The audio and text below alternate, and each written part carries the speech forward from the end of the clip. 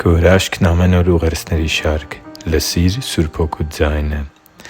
Աստվածաշնչում բազմաթիվ դրվագների ենք հանդիպում, երբ Աստված խոսում է Իր ժողովրդի հետ Իր մարգարեների միջոցով։ Եսային մարգարեն անում էր Տեր Հիսուսի գալստյան մասին, ինչպես նաև այն փրկագնման մասին, որը պետք է տեղի ունենար Եսայիայի կյանքից 100-ամյակներ անց։ Մարգարեն մեզ տալիս է մի կարևոր տեղեկություն Տեր Հիսուսի մասին։ Եսայիայի մարգարեություն 11:2 «Նրա վրա պիտի հանգչի Տիրոջ Հոգին, իմաստության և հանճարի Հոգին, խորհրդի և զորության Հոգին, գիտության և Տիրոջ երկյուղի Հոգին»։ Սա նշանակում է, որ Տեր Հիսուսը շարունակաբար ներշնչվելու էր Սուրբ Հոգուց՝ միշտ զգայուն մնալով Նրա ձայնի և ուղղորդման հանդեպ։ Եվ դա հենց այն է, ինչը կարդում ենք Ավետարաններում. «Երկրի վրա Տեր Հիսուսի յուրաքանչյուր գործողություն ներշնչված և ուղղորդված էր Աստծու Հոգուց»։ Իսկ այժմ ամենացնցող ճշմարտությունը՝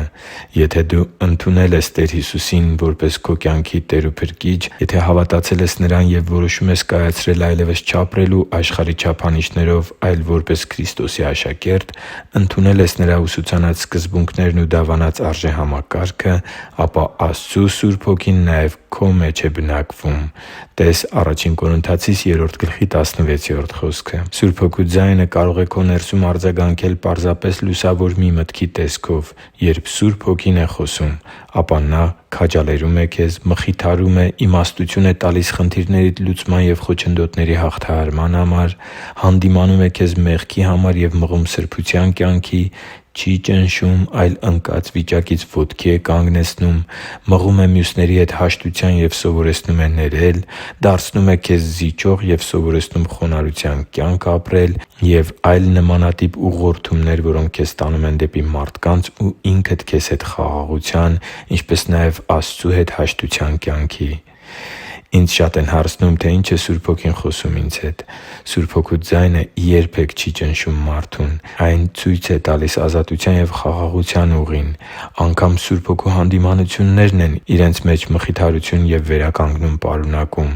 Սուրբ Հոգու զգուշացումները երբե՛ք բացասական վախեր ու սարսափներ չեն ծնում։ Դրանք չար ու ուղարկած մտքերն են։ Սուրբ Հոգին կարող է ցույց տալ, որ մենք կործանման ուղու վրա ենք, բայց այդ անելով Նա մեզ Իր հոգատարությունն է ցույց տալիս, քանի որ ուզում է, որ հետ դառնանք դեպի կյանք տանող ճանապարհը։ Աստծու համար թանկ ու սիրելի՛ զավակ, այնքա՜ն հրաշալի կլինի, եթե սովորես ավելի զգայուն, ընկալունակ և ուշադիր լինել Սուրբ Հոգու ձայնի հանդեպ։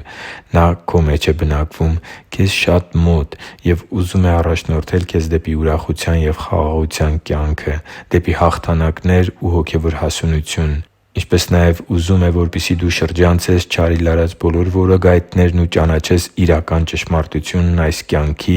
և Աստծու սիրող ու հոգատար էության մասին։ Ուզում եմ, որ դու այսօր Նրանից իմաստություն և հասկացողություն, գիտելիք և Տիրոջ երկյուղն ընդունես։ Ե՛կ աղոթենք միասին այս աղոթքով. «Սուրբ Հոգի, ես բացում եմ իմ սիրտը Քո առաջ։ Սովորեցրո՛ւ ինձ մտերմանալ Քեզ հետ, լսել Քո ուղղորդումներն ու հնազանդվել Քո առաջնորդությանը։ Սովորեցրո՛ւ ինձ չտրտմեցնել Քեզ, այլ իմ որոշումներով ու արարքներով ուրախացնել Քո սիրտը։ Եվ սովորեցրո՛ւ նաև աղոթքի մեջ լռել, որպեսզի լսեմ Քո քաջալերող ու մխիթարող ձայնը։ Ես ուզում եմ սովորել լսել Քեզ և առաջնորդվել Քո կողմից իմ կյանքի բոլոր բնագավառներում և ցանկացած իրավիճակում։ Աղոթում և խնդրում եմ Տեր Հիսուսի զորավոր անունով։ Ամե՛ն»։ Հիշի՛ր, որ դու Աստծո հրաշքն ես, և Աստված սիրում է քեզ։ Շնորհակալ եմ, որ դու կա՛ս։ Սիրով և աղոթքով, Արման Մանուկյան։